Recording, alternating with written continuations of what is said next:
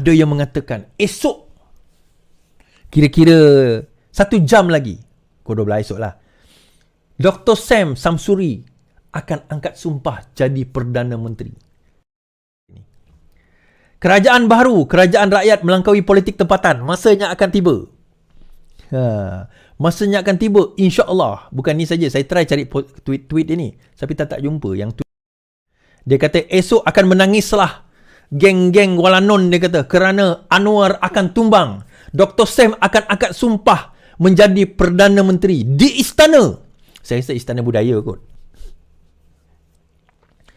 Tuan-tuan, kenapa keluar balik cerita ni? Kenapa keluar balik cerita ni? Dia sebenarnya, saya nak cerita lah, saya nak bagi tahu. Ini bukan untuk, dia tahu takkan tukar kerajaan ni pun. Dia keluar dalam satu posting di PAS punya tempat, yang dia kata apa?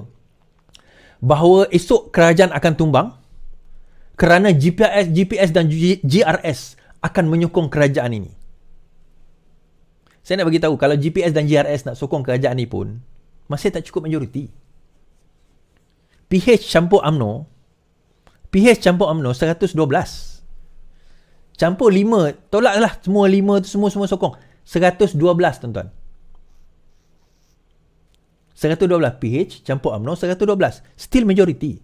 Kenapa GRS dan juga GPS nak, orang kata apa, ialah nak pergi tarik sokongan untuk jadi pembangkang? Why? Atas alasan apa?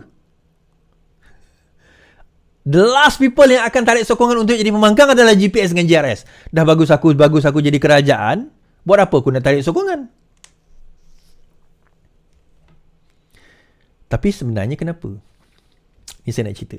Sebenarnya ini adalah satu amaran dan juga satu signal kepada Bersatu. Ini bukan kepada kerajaan ini, kepada Bersatu. Bahawa kandidat yang kami nak menjadi Perdana Menteri sebenarnya adalah siapa? Dr. Sam. Tetapi bukan Bersatu je, tuan-tuan. Kepada siapa? UMNO. Jadi kalau tuan-tuan tengok, posting semua menyentuh tentang Dr. Sam nak jadi Perdana Menteri. Dr. Sam boleh jadi Perdana Menteri sebelum PRU16 jika berjaya. Ciri calon PM masa hadapan dan sebagainya, tentang trio Dr. Sam punya personality baik, layak jadi calon Perdana Menteri. Kenapa berita-berita ni keluar, tuan-tuan? Mereka percaya, okay, saya mula macam ni lah. Mereka percaya bahawa hakikatnya Zahid tak bertahan lama. Okay, saya buka cerita malam ni. Saya nak tuan-tuan share dahulu. Zahid tak bertahan lama. Dia daripada, ini cerita dia, bukan cerita saya, ini cerita dia orang. Kesihatan dia sekarang ini semakin teruk. Cerita dia, bukan cerita saya cerita je. Kesihatan dia, Zahid, semakin teruk. The next in line siapa, tuan-tuan? Kalau Zahid turun sebagai presiden, the next in line adalah Tok Mat. Tetapi kita ingat, di bawah naib itu siapa? Siapa yang Tim Hishamuddin? Saya tak nak dedahkan yang bab Tim Hishamuddin siapa dia dalam UMNO, itulah tuan-tuan boleh fikir sendiri. Bila naik Tok Mat, dia tak ada kekuatan itu. Ini cerita orang, dia orang, bukan cerita saya cerita. Cerita dia orang, saya ceritakan balik. Dia tak ada kekuatan. Jadi naib yang pro kepada geng PN ini yang akan kontrol dia. Dan akan ada desakan supaya Tok Mat turun dan naib ni akan jadi pemangku presiden. Sebaik saja naib itu menjadi pemangku presiden, KJ akan dibawa balik, Hishamuddin akan di-reinstate, Hisham Jalil akan masuk balik, Syahril akan masuk balik, Syahrir Samad pula. Syahrir yang keluar sekejap tu akan masuk balik. UMNO akan berada sebagaimana zaman Perikatan Nasional, tetapi lebih kuat tanpa Zahid Hamidi. Tanpa tim dia. Ahmad Maslan semua akan out. Ni semua geng Fuad Zakarshi semua akan out ni. Khalid Nordin semua out. Ni semua orang-orang Zahid. So naik saja mereka,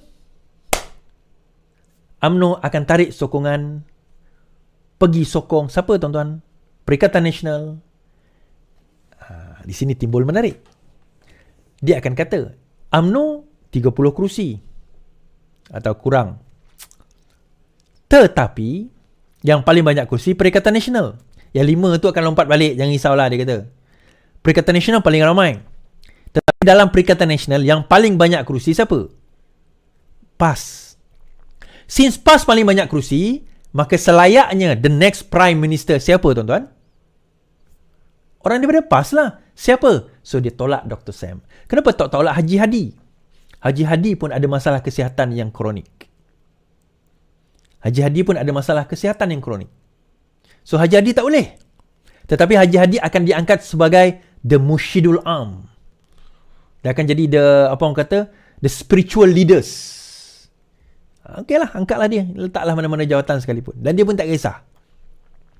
Yang penting PAS sekarang yang berkuasa. Sebab itu, bila Kemaman tempoh hari, kenapa dia tolak Dr. Sam?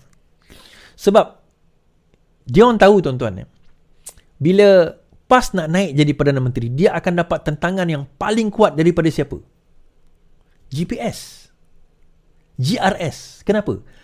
GPS dan GRS sangat allergic dengan PAS. Orang Sabah Sarawak ni, kami ni, sangat allergic dengan PAS. Kenapa? PAS adalah ekstrim agama. Even orang Melayu macam saya ni pun, kami memang allergic dengan PAS. Bagi kami, PAS terlalu ekstrim untuk membawa agama yang sebenar. Jangan kata orang bukan Islam. Orang bukan Islam lagi reject.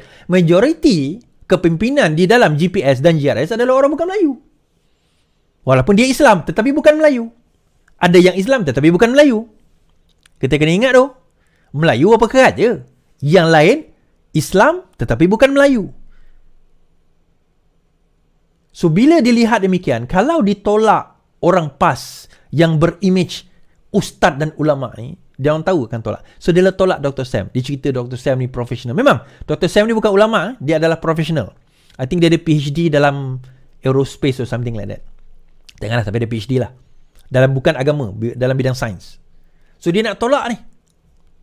Because the plan is jatuh saja kerajaan, kena lantik Perdana Menteri. Soalan dia siapa Perdana Menteri? Tempoh hari kita tanya.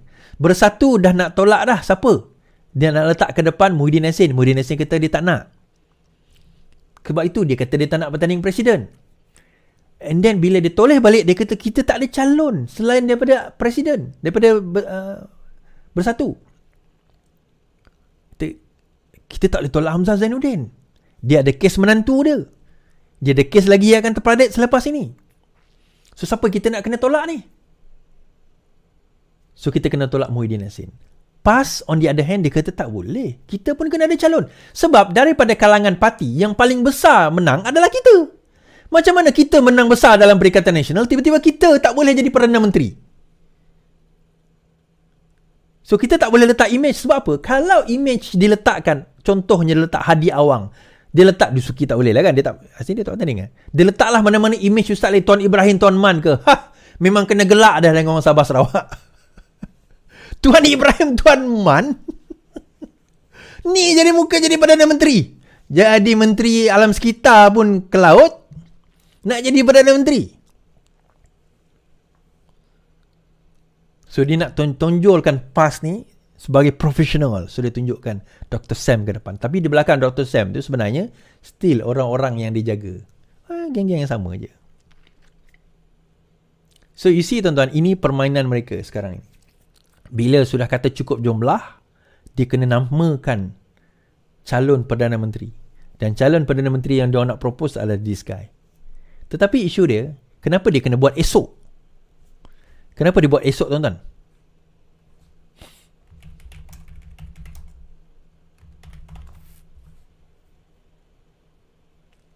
Kenapa esok? Kerana pada 31 hari bulan Januari 2024, yang di-Pertuan Agong yang baru adalah insya-Allah Sultan Johor Sultan Ibrahim Iskandar akan dipilih menjadi yang di-Pertuan Agong ke-17. Kenapa esok is? Dia macam ni lah tuan-tuan. Ini kemungkinan lah. Esok, bukanlah esok dalam minggu ni, esok minggu depan cuti dah. Tahun baru mungkin yang di-Pertuan Agong akan ambil cuti. Sebelum nak serahkan balik tugas, mungkin akan ambil cuti. Ujung tahun sehingga awal tahun hadapan akan ambil cuti. So, tempoh yang diorang ada, sebelum yang di-Pertuan Agong baru ada, tempoh ni lah. Nak kena tukar cepat ni. Kan? Nak kena tukar cepat. Tuan-tuan, geng-geng Pasik ni, geng-geng fasik, mereka akan cuba untuk gulingkan kerajaan sebagaimana saya dedahkan tentang kenyataan MP Bukit Gantang. InsyaAllah kita akan kekalkan kerajaan ini, kita akan kekalkan kerajaan perpaduan. Kita mahu kestabilan, dan kestabilan ini yang akan membawa negara yang lebih baik, dan kita berada di landasan yang benar, insyaAllah. Baik, sekian saja daripada saya. Terima kasih 9,000, 10,000 yang menonton kita pada malam ini. Selamat malam, selamat beristirahat. Yang penting lawan, tetap lawan. Assalamualaikum.